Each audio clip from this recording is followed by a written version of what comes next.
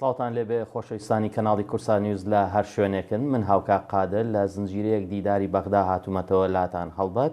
پەرلەمانی عێراق بۆتە ناوەندێک بۆ یەکلاکردنەوەی زۆر پرس، بەڵام لە ئێستادا دوای 6 مانگ لە هەڵبژاردننی تاکوێسان نەیتوانیوە هیچ هەنگاوێکی دەستوری یاخود ئەو بابەتە دەستوریانی کە لە بەردەمیایەتی یەکلاییان بکاتەوە چه جای بکوێتە سەر بابەتی بودجە، خزمەتگوزاریەکان، لێپرسینەوە، هەروەها زۆر بابەتی تر کە ئەرکی پەرلەمانی عێراق. ئێمە لە گفتوگۆی ئەم جارەماندا لەگەڵ بەڕێز شعلان الکرەیم ئەندام یاخود ئەندامی پەرلەمانی عێراق، سەرۆکی فراکسیۆنی هاوپەیمانێتی سیادە لە پەرلەمانی عێراق، ئەندامی پەرلەمانی عەرەبیش گفتوگۆ دەکەین، بزانین دۆخ و ڕەوشی سیاسی عێراق بەچی دەگات، بزانین لە نێو پەرلەمانەوە لە نێو پەرلەمانی عێراق دەتوانرێت ئەو دۆسیانی کە بە هەڵپەسەرداوی ئێستا لە ساحی عێراقیدا هەن یەکلایی بکرێتەوانێ یاخود پەرلەمانی شاوەڕێی سەر و خۆی دەکات بۆ ئەوەی ئەو دۆسیانی کە لە عێراقدا هەمویانی کۆ کردوێتەوانێ بە شتێکی بگەێنێ. ئێمە بۆ یەکەم پرسیار دەچینە لای بەڕێز شێخ شعلان. هەڵبات لە دەی 2021ەوە هەڵبژاردننی پەرلەمانی عێراق ئەنجام دراوە، هەنگاوە دەستوریەکان تاکوێسا تەواو نەکراوە. عێراق بەنیازی چییە؟ شكرا جزيلا. أرحب بكم أجمل ترحيب وبكادر قناتكم وبالمشاهدين الكرام، ورمضان كريم على الجميع إن شاء الله. زۆر سپاس بەخێراتنتان دەکەم، بەخێراتنێکی گەرم لە ستافی کەناڵەکەتان و بینەرانی بەڕێز و مانجی ڕەمەزانیش لە هەمووان پیرۆز بێت. دوای بەشداریکردنم لە پرۆسەی سیاسی لە دوای ساڵی 2003ەوە دواکەوتن لە پێکهێنانی حکوومەتدا ڕوودەدات. کێشە و ناکۆچیەکانیش لە نێوان کوتلە سیاسیەکاندا لە دوای هەڵبژاردنەکان زیاد دەکەن، تانە لە ئەنجامی هەڵبژاردنەکان و بڕیارەکانی ئەنجومەنی نوێنەران دەدرێت و بەردەوام پەنا دەبرێتە بەر دادگای فدرالی بە حکمی ئەوەی کە خاوەنی قسەی کۆتاییە سەبارەت بە دەستور. ئەو دەستورە ناڕوونەی کە هۆکاری زۆرێک لە کێشەکانە، بە تایبەت کە هەندێ مادەی دەستوری ناڕوونی تێدایە و ئاراستەی پرۆسەی سیاسیان دیاری نەکردووە، کاتێک کە کۆسپ و تەگەرە بۆ جێبەجێکردنی مادەگەلێکی دەستوری دروست دەبێت، یاخود بە تایبەتی کاتێک ناکۆچی لە نێوان کوتلە سیاسیەکاندا دروست دەبێت سەبارەت بە پێکهێنانی حکومەت و ئەنجومەنی نوێنەران و هەڵبژاردننی سەرۆک کۆمار و چێ گەورەترین کوتلێ و چێ ڕێگای پێدەدرێت خۆی کاندید بکات بۆ سەرۆکایەتی کۆمار و سەرۆکایەتی وەزیران. لە دەستوردا تەنیا باسی گەورەترین کوتلە کراوە. لە ساڵی 2010دا لایەنە سیاسەکان لەسەری ناکۆک بوون. ئەو کات دادگای فدرالی بە شێوەیەکی هەڵەشیکردنەوەی بۆ کرد. بەهۆی ئەو شیکردنەوەشەوە لە ئێستادا تووشی کێشە بووین. ئێستا ئەو هەڵەیە ڕاست کرایەوە بە دڵنیایە گەورەترین کوتلەی سیاسی کە حکومەت پێک دەهێنێت ئەو لایەنەیە کە هەڵبژاردنەکان دەباتەوە و هیچ کەسێک ناکۆچی لەسەر ئەوە نییە، بەڵام ناکۆچی سیاسی و بەکارهێنانی بڕیارەکان لە بەرژەوەندی لایەنێک لەسەر حسابی لایەنێکی تر بوونەتە هۆی دروستبوونی ئەو ناکۆچیانەی کە ئەمڕۆ جیرۆدایان بووین. بەڵام بەڕای من پرۆسەکە لە ماوەی ڕۆژانی داهاتوودا بەڕێوە دەچێت. هەر ئەوەندەی مانجی ڕەمەزانی پیرۆز تەواو بوو، گەشتبینێکی زۆر هەیە کە پرۆسەی سیاسی بەرەو باشتر دەچێت. الأيام القادمة يعني يخلص شهر رمضان المبارك إن شاء الله، هناك تفاؤل كبير جدا بأنه ستمضي العملية السياسية نحو الأفضل. زۆر باشە. بۆچی ڕێکەوتنی لایەنە سیاسیەکانی عێراق هەمیشە زەحمەت و قورسە؟ بۆچی کاتی زۆرە خایانێت؟ تۆ ئاماژەت بە هەنێکیە، بەڵام لوبی مۆزوعەکە چییە؟ ناوەڕۆکەکەی چییە؟ نعم، هناك الصعوبة تكمن في الاستحواذ على المناصب وعلى المغانم والقتال من أجل البقاء. قورسیەکە دەگەڕێتەوە بۆ قۆرەخکردنی پۆستەکان و دەستکەوتەکان و شەڕکردن لە پێناوی مانەوەدا. هەر یەکێک لەو لایەنانە لەو باوەڕەدایە کە لایەنەکەی تر خۆی و مێژوە سیاسەکەی لە ناو دەبات. هۆکەش دەگەڕێتەوە بۆ نەبوونی متمانە لە نێوان لایەنە سیاسیەکان لە دوای ساڵی 2003ەوە. بۆیە نەبوونی متمانە ئەو قەیرانانە دروست دەکات. جگەل لەوەش هەروەک لە سەرەتای قسەکەمدا ئاماژەم پێدا، کۆمەڵێک مادەی ناڕوون لە دەستوری عێراقیدا هەن لەگەڵ ئەو بڕیارانەدا کە لە دادگای فدرالیەوە دەرچوون و ئەو یاسایانەی کە ئەنجومەنی نوێنەران دەری کردوون وەکو یاسای حیزبەکان و یاسای هەڵبژاردنەکان، ئەوانە هەمویان کێشەی زۆریان تێدایە. لایەنێک قبوڵی دەکات و لایەنێکیش ڕەتی دەکاتەوە. چارەسەریش ئەوەیە پەنا ببرێتە بەر دادگای فدرالی. ئەگەر چارەسەر لە ناو دەستورا بوو پەنا بۆ دەستور دەبرێت.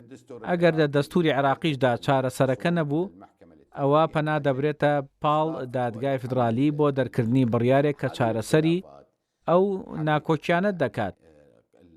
ئەو ناکۆکیانەش لە ساڵی 2003ەوە تاوەکو ئێستا لە نێوان هەموو پێکهاتەکاندا هەیە. کوردەکان ناکۆکن لە نێوان خۆیاندا، سوننەکان لە نێوان خۆیاندا ناکۆکن، شیعە بە هەمان شێوە لە نێوان خۆیاندا ناکۆکن. هەندێک جاریش ئەو ناکۆکیانە دەگەنە ئاستی پێکادان.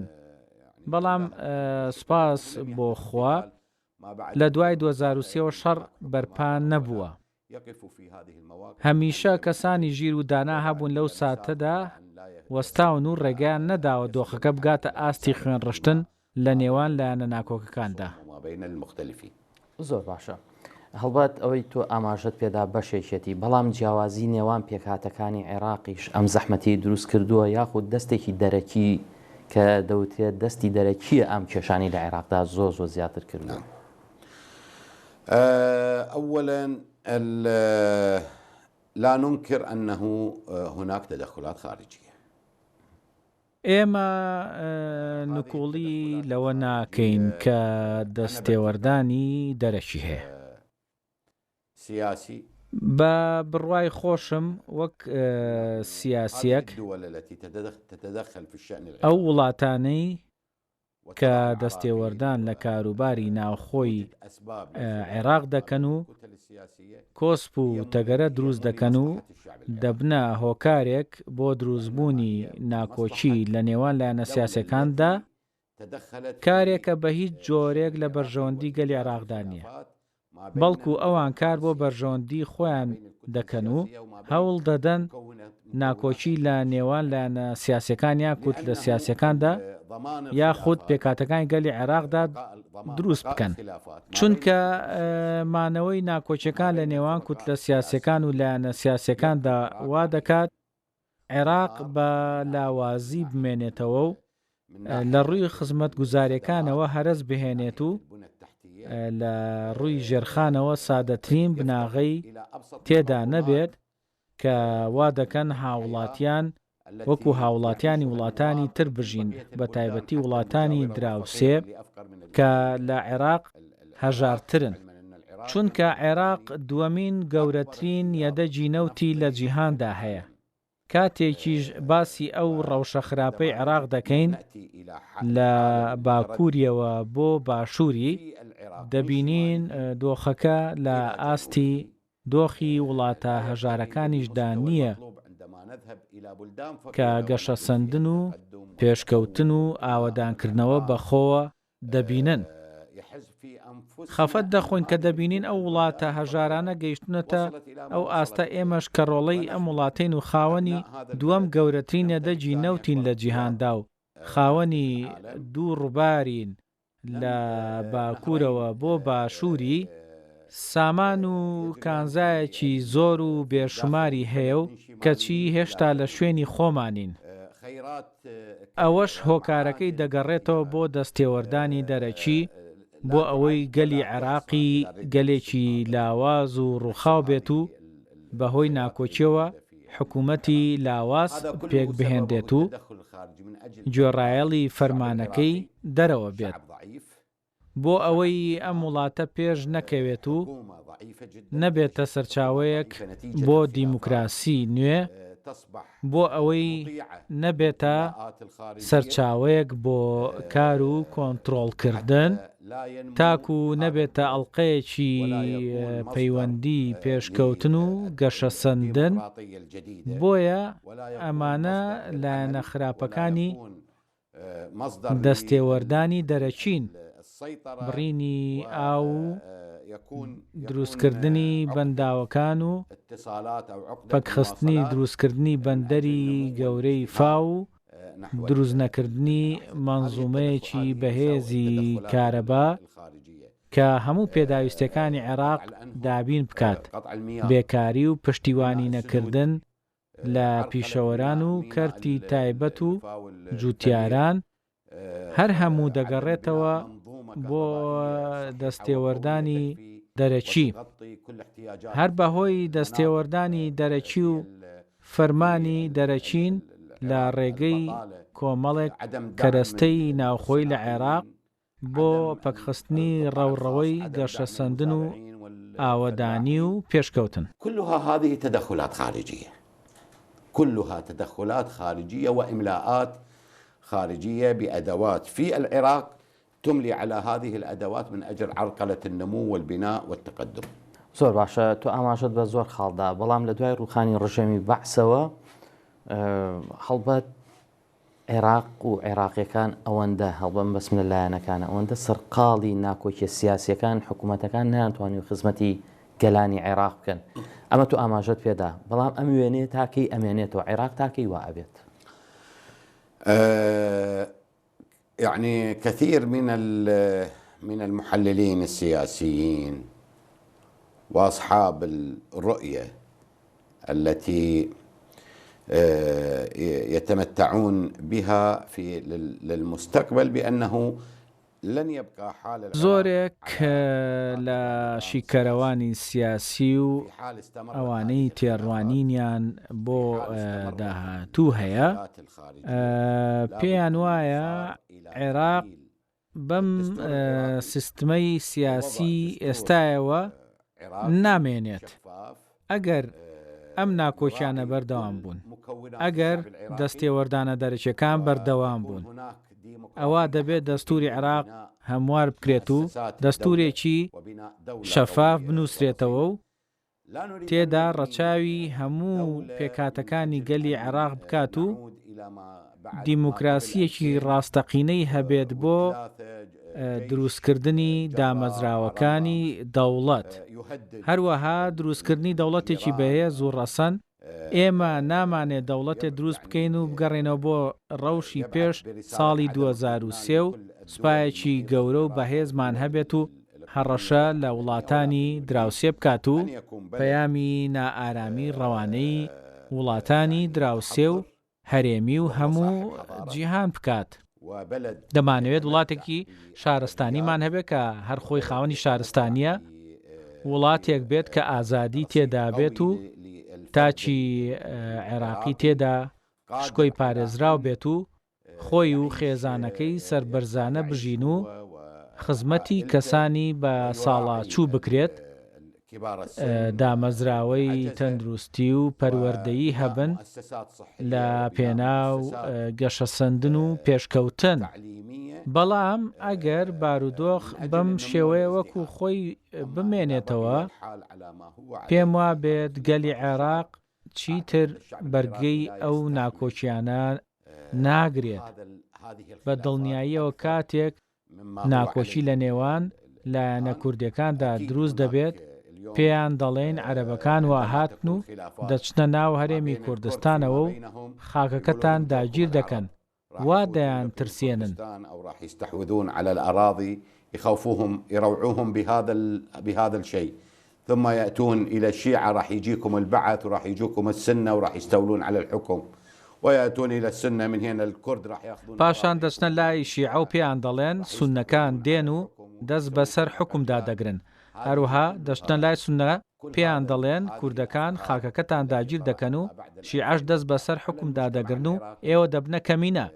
هەموو ئەم بیرۆکانە کە لە دوای 2003 لە عێراق بڵاو بوونەتەوە بۆیە عێراق لە ناخۆشیدا بژی بۆ ئەوەی عێراق بە لاوازی بمێنێتەوە و وڵاتانی تر و گروپە تیرۆریستەکان کە لە یاسا و دەسەڵات دەرچوون سوودی لێوەربگرن.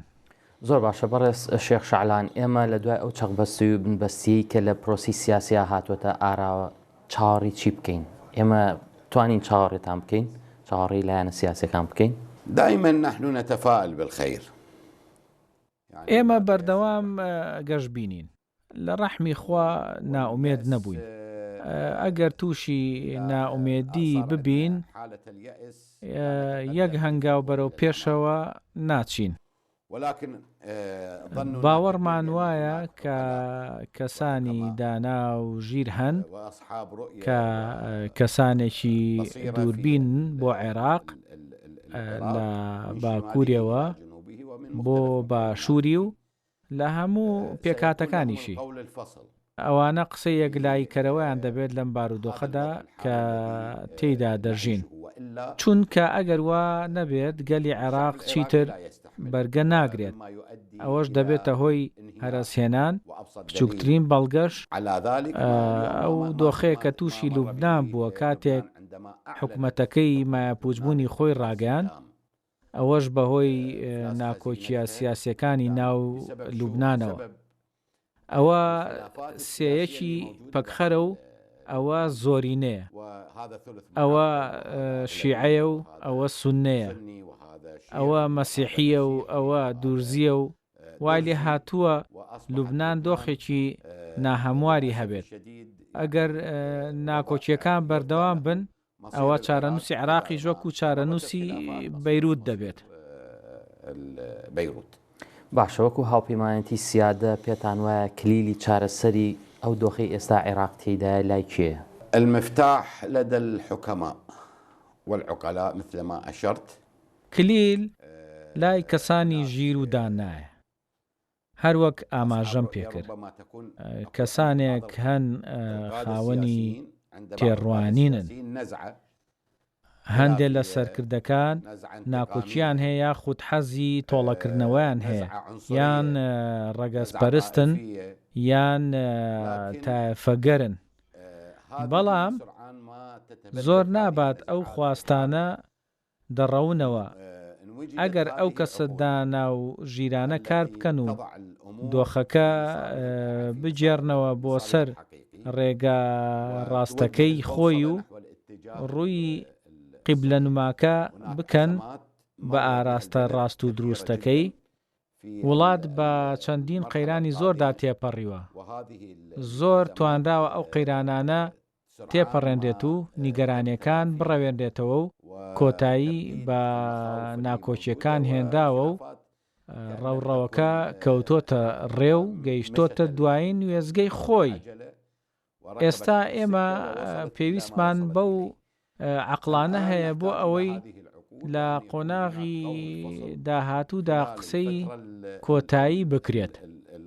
هەروەک سەماحەتی موقتەدا سەدر مۆڵەتی 40 ڕۆژی دا تاکو 7 شەوالی دوای ڕەمەزان،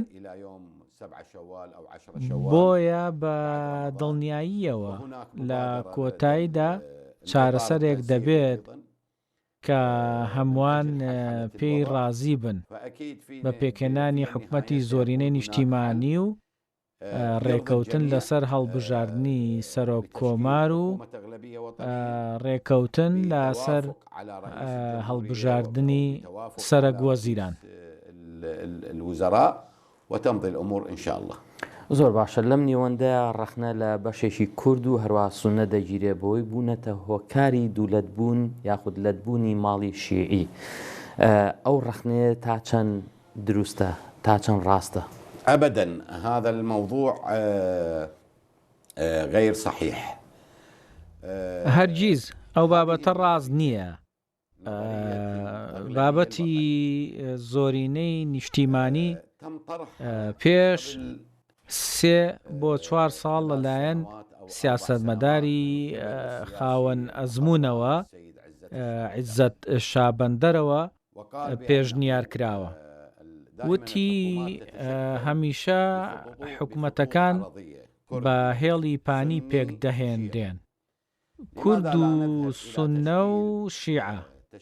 بۆچی حکوومەتێک بە هێڵی درێژی پێک نەهێنین؟ هێڵی درێژی چۆنە؟ وتی عێراق دەبێت بە 2 بەشەوە، بەشێکی سوننە و کورد و شیعە بێت، بەشێکی تریشی بە هەمان شێوە سوننە و کورد و شیعە بێت. ئەم تیۆرە هی ئەمڕۆ نییە. ئەم تیۆرە عیزەت شابەندەر 3 بۆ 4 ساڵ پێش ئێستا خستێ ڕوو.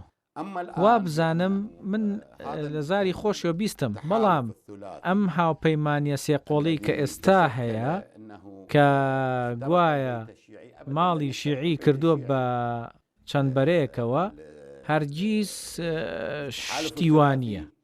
هاوپەیمانی سێقۆڵی داوای لە هەموو پێکاتەی شیعی کردووە کە بچێتە پاڵ ئەم هاوپەیمانیە. ئەوەش بە گوێرەی ئەو تێڕوانینەی کە هاوپەیمانی سێقۆڵی ڕایگەیاندووە. گەورەترین کوتلەی شیعیش کە لە ناو ئەو هاوپەیمانیەدا بوونی هەیە کوتلەی ڕەوتی سەدریە، ژمارەی پەرلەمانتارەکانی لەگەڵ هاوپەیمانەکانی دەگاتە 80 پەرلەمانتار. کامە کوتلەی شیعی 80 پەرلەمانتاری هەیە، کەواتە ئەو گەورەترین کوتلێ. بەڵام ئەگەر نیگەرانی ئەوە هەبێت کە سوننەکان دەست بەسەر سەرۆکاتی وەزیراندا دەگرن لەگەڵ کوردەکاندا بەو پێی کە هەردووکیان ئەهلی سوننە و جەماعەتن، ئەوە وێناکردنێکی هەڵەیە. تەنانەت کاتێک سەرۆکاتی کۆماریش بۆ کورد دەبێت و سەرۆکاتی وەزیرانیش کاتێک بۆ شیعە دەبێت، سەرۆکاتی پەرلەمانیش کاتێک بۆ سوننە دەبێت، ئەوە بۆ تا عورفێکی سیاسی و دەستوری نییە. هیچ مادێکی دەستوری یان فتوایەک یان یاسایەک نییە کە ئاماژەی بۆ دابێت کە سەرۆکاتی کۆمار بۆ کورد بێت و سەرۆکاتی پەرلەمان بۆ سوننە بێت و سەرۆکاتی وەزیرانیش بۆ شیعە بێ. ئەوە عورفە و مادەیەکی وان نییە. ڕەنگە لە قۆناغەکانی داهاتوو ئەگەر تەمەن باقی بێت، لەوانەیە حیزبێکی یەکگرتوو هەبێت کە شیعە کورد و سوننەی تێدا بێت و زۆرینە بەدەست بێنێت و حکومەت پێک بێنێت. حزب ويحصل على الأغلبية ويذهب إلى تشكيل حكومة. زۆرینە لە پەرلەمان بەدەست بێنێت و گەورەترین کوتلە دروست دەکات و پاشان کار دەکات بۆ پێکهێنانی حکوومەت. ئەو حیزبەیان ئەو کوتلەیە هەموو پێکهاتە جیاوازەکانی عێراقیش لەخۆ دەگرێت.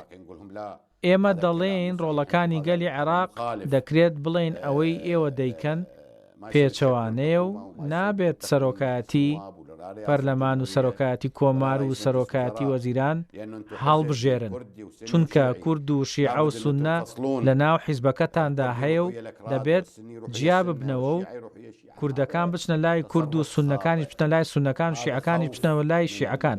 ئەوە ڕەفتارێکی هەڵەیە. ئەوە ترسە لە دوا ڕۆژ، ئەوە ترسە لە دەستدانی دەستکەوتەکان. ئێمە پێویستە پارێزگاری لە یەکێتی وڵات بکەین.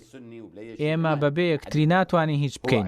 عێراق بریتە لە تەونێکی کۆمەڵاتی بەیەکدا چوو.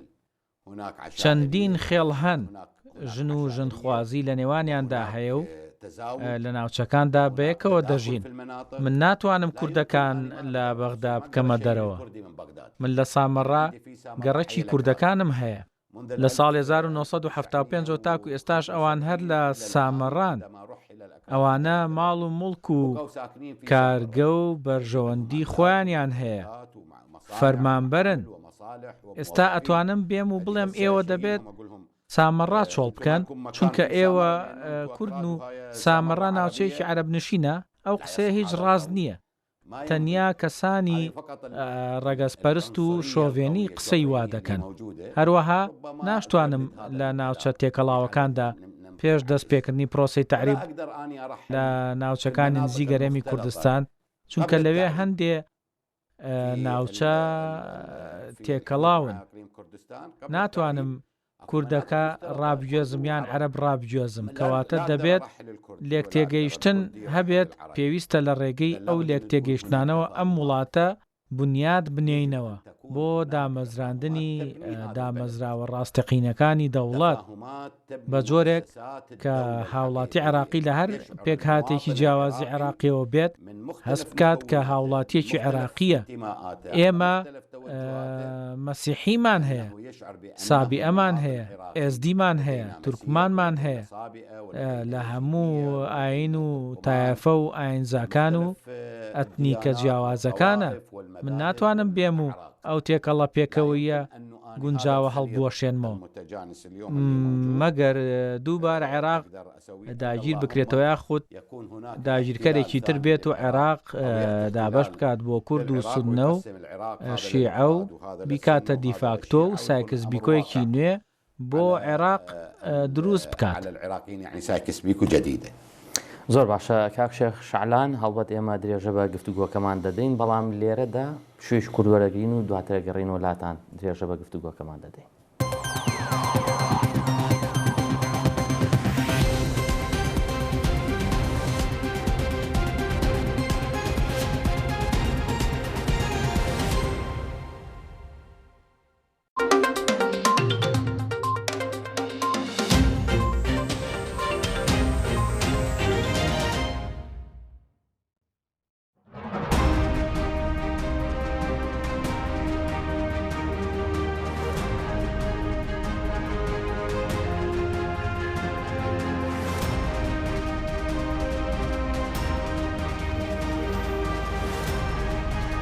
لەناو ڕووداوەکانی ڕۆژ بە شوێن دیوی دووەمی زانیاریەکاندا دەگەڕین. هەموو ئەو بابەتانی ئێوە دەتانەوێت هۆکار و کاریگەری و چارەسەریەکانی بزانن. وردەکاری و زۆرترین زانیاری بە ئێوە دەگەینین.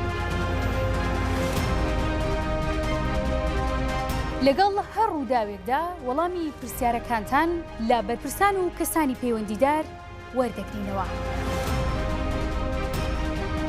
ڕۆژانە تا یەک کۆکراوەی زانیاریەکان لە ئێمە وەربگرن.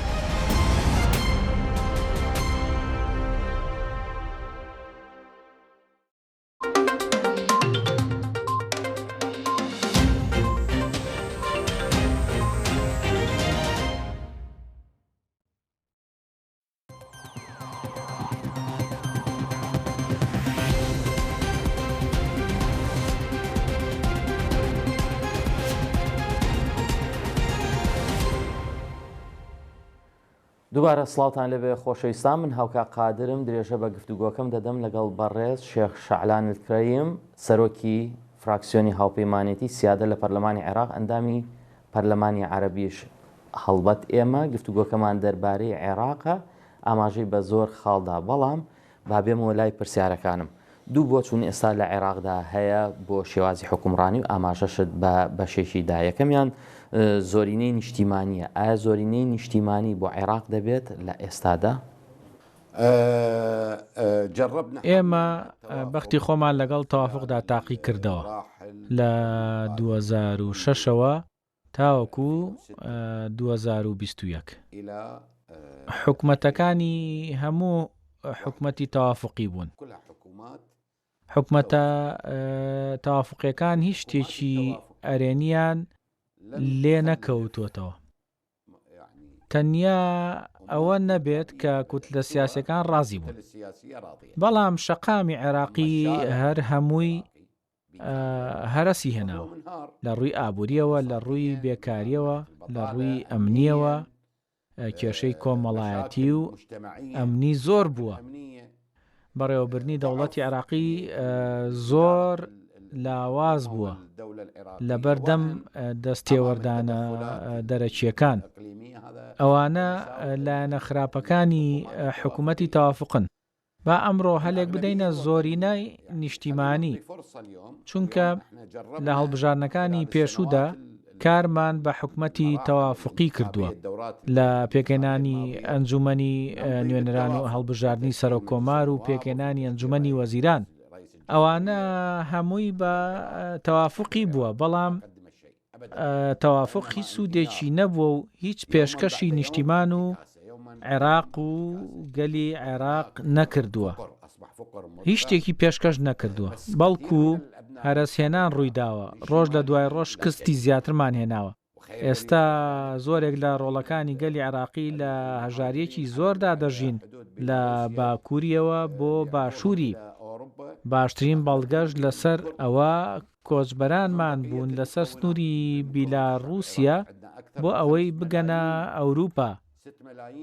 زۆر بەشیان کورد بوون، هەڵبەتە پێکاتەکانی گەلی عێراقیشیان لەگەڵ بوو.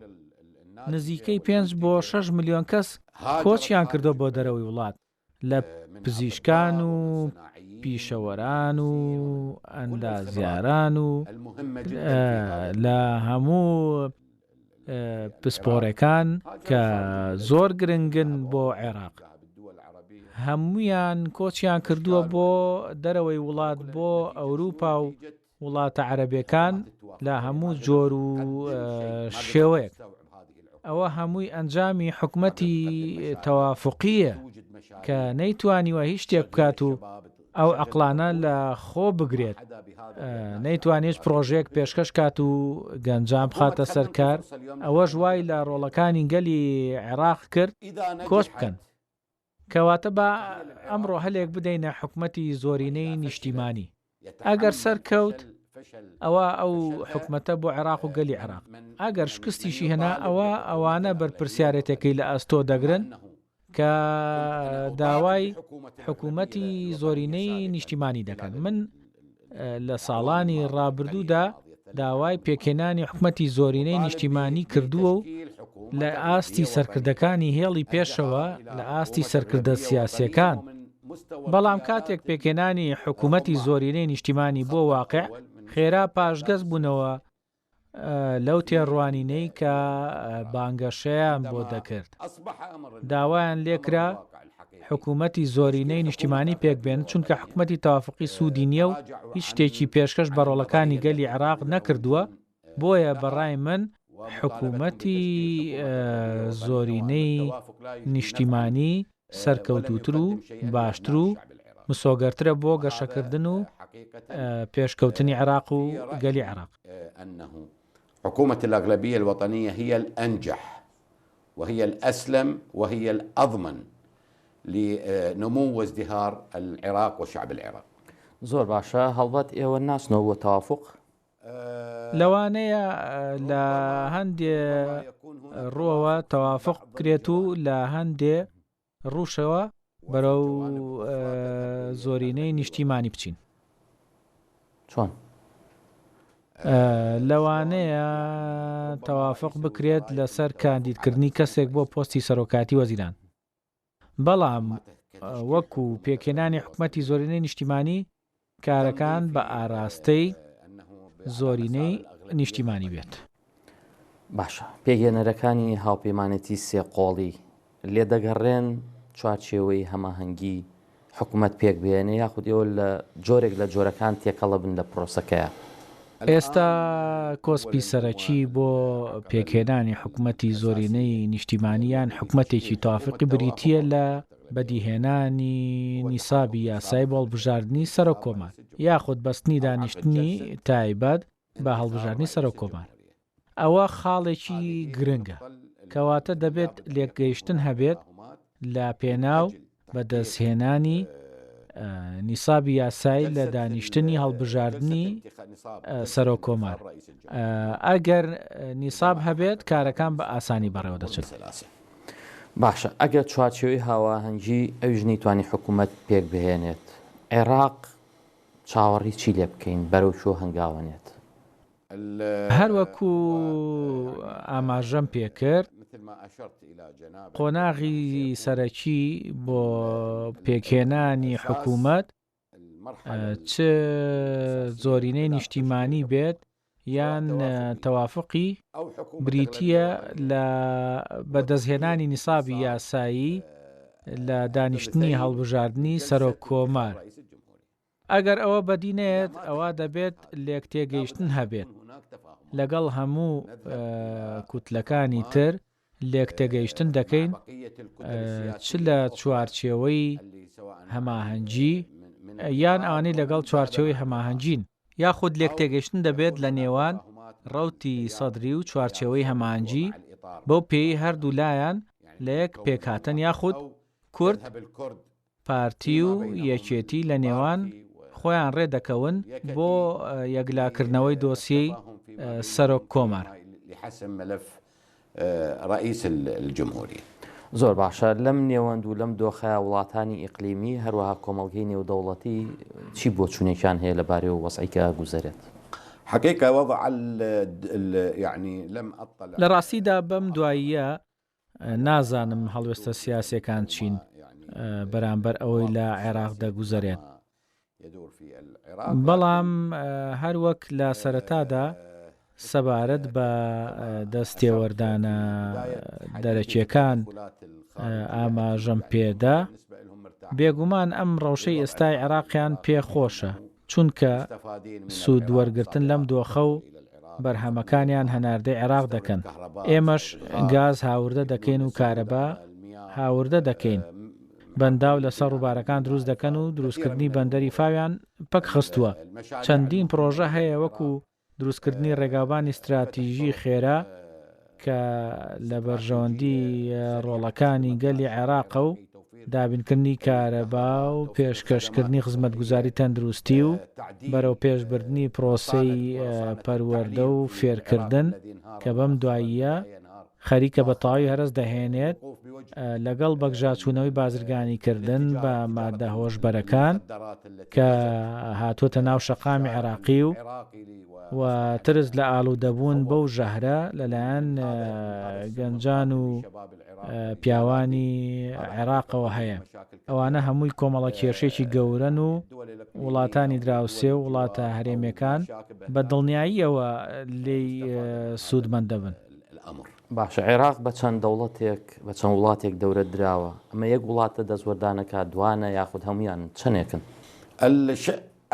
گەلی عێراقی هۆشیارە، پێویستیش ناکات ناوی وڵاتەکانی بهێنین. هەموو وڵاتەکان دەستێوەردان دەکەن بە تایبەتی وڵاتە هەرێمیەکان، بەڵام ئاستەکان جیاوازن. ئاستەکەش لە وڵاتێکەوە بۆ وڵاتێکی تر جیاوازە.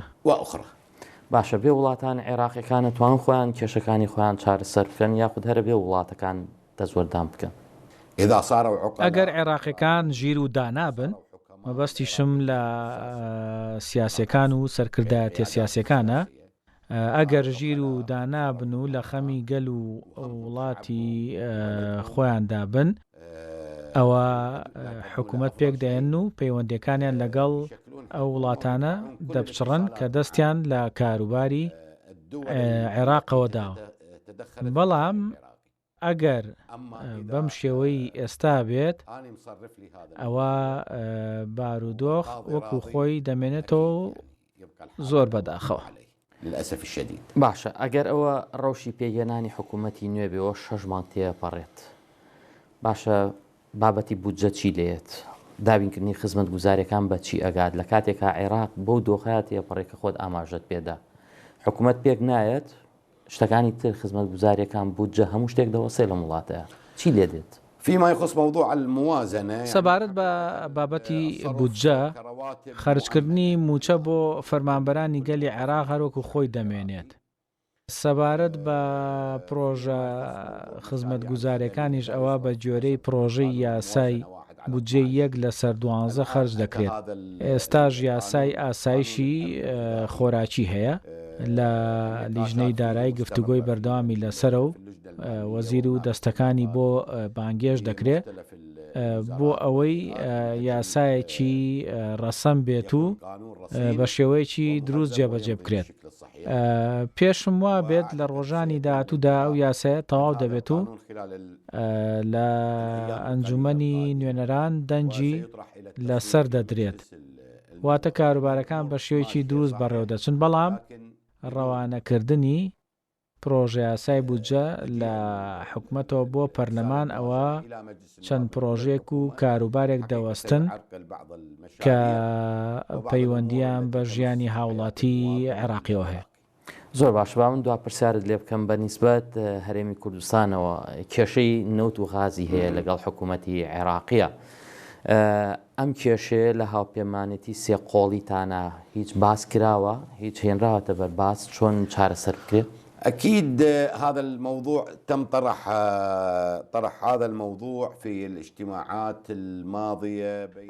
ئەو بابەتە لە دانیشتەکانی ڕابردووە لەگەڵ سەرکردەکانی پارتی دیموکرات و سەرکردەکان لە هاوپەیمانی سێقۆڵی، هاوپەیمانی سیادە و ڕەوتی سەدری خرایە ڕوو.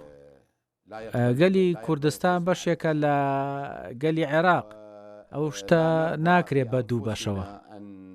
ئێمە لە خۆمانی قوبوڵ ناکەین ڕۆڵەکانی کورد پێویستی بە گاز و نەوت و بەرهەمە نەوتەکان بێت. دەبێت حکوومەتی عێراقی چارەسەری خێرا بدۆزێتەوە بۆ یارمەتیدانی گەلی کورد سەبارەت بەو بابەتە.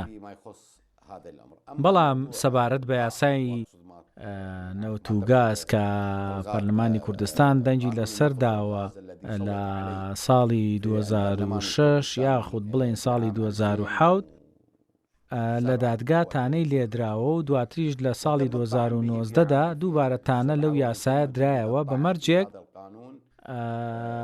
یاسای نەوت و گاز لە مەرکەزەوە پەسەند بکرێت لە ئەنجومەنی نوێنەرانی عێراق، بەڵام بەهۆی ناکۆچیە سیاسیەکان و نەتوانراوە ئەو یاسایە دەربکرێت.